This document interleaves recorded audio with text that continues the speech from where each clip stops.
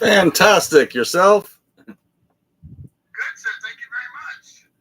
Is the sound all right here, or do I need Bluetooth? I have to tell you, I'm a little bit jealous doing the show today. Just a little. Why? Why's that? Because you're out of Florida. Oh, where are you? Where's home for you? Hey, Andy, do you have a good connection? Because you're very choppy. Yep. I don't know how you hear me or see me. You're coming in okay. Just give me 1 second here.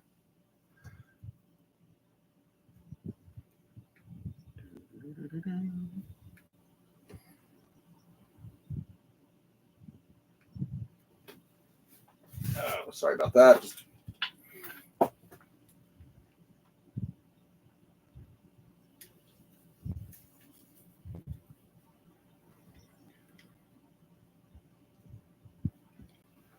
Let's see here.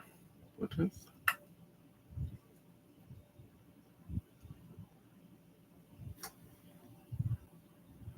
Can you hear me? All right. We'll leave it at that then. Yeah, there we go. All right.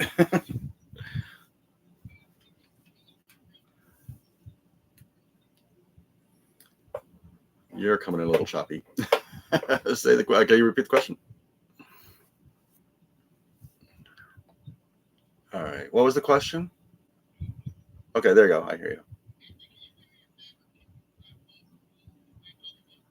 Yeah. Okay.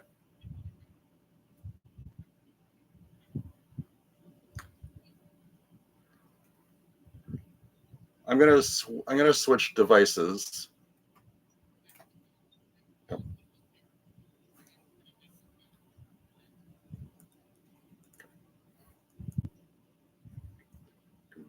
Okay.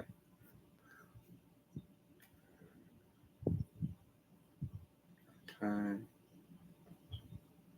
Give me one minute. Off. Let's do this. Okay. This. Not Google. Go back here. Go back here. Go back here. Okay.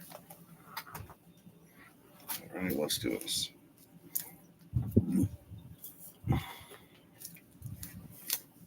No.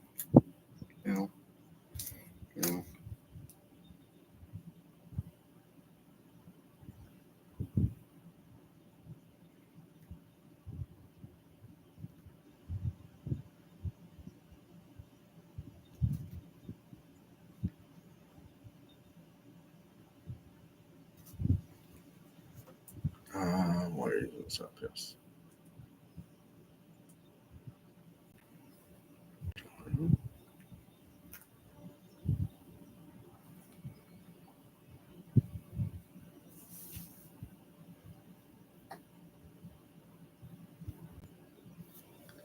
Oh, yeah. Hold on 1 minute. All right, there we go. How's Okay, it? I can't hear you now, but your motions are much better. Bluetooth.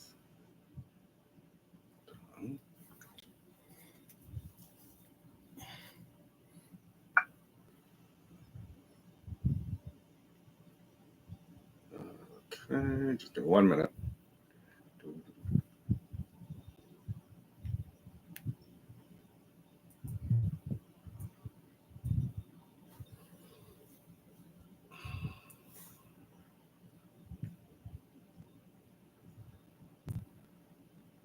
All right.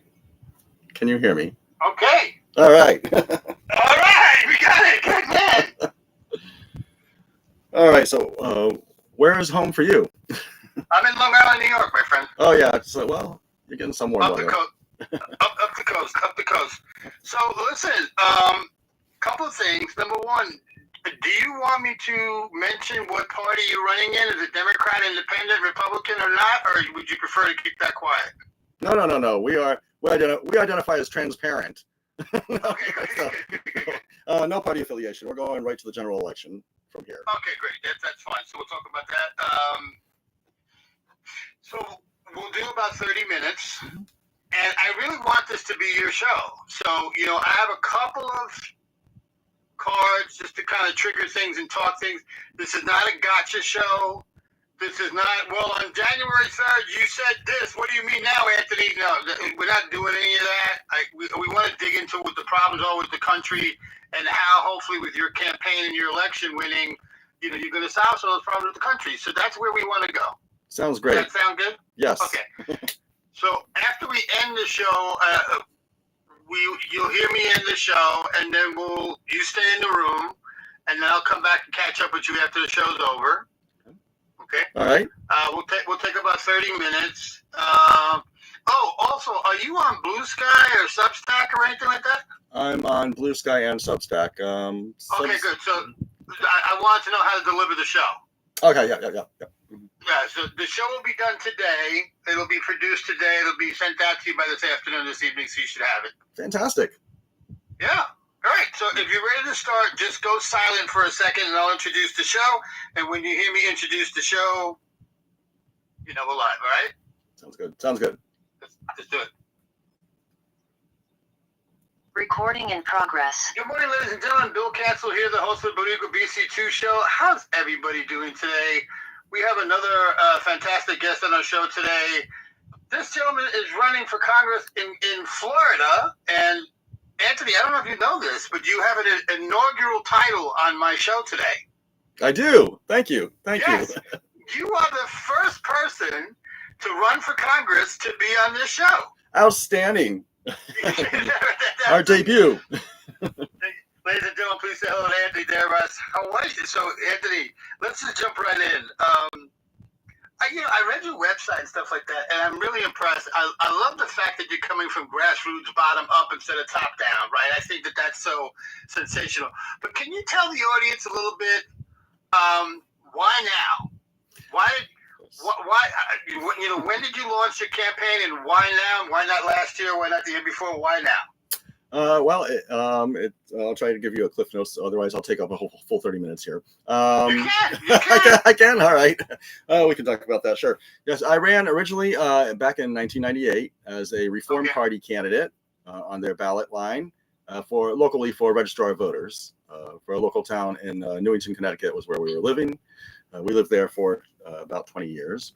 And I stayed involved with the Reform Party and voted for their presidential candidate, who they still continue to run, even in the past election. Stayed involved with them probably till about 2016, promoting candidates, working with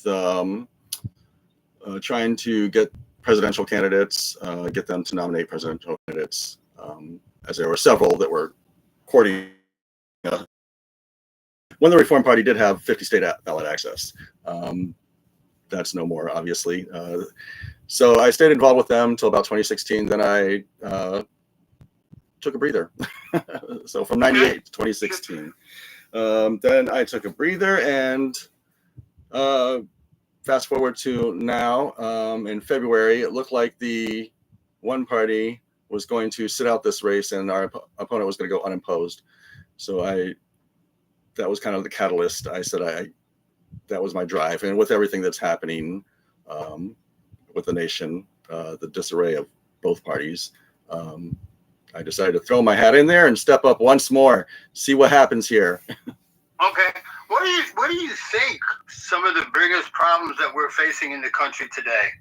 What really concerns you? What keeps you up at night? What keeps me up at night is the massive amounts of spending, and when I look at the other nations, no matter what their culture or their party or how they're being ruled, their quality of life seems so much better than what we have here in 2025.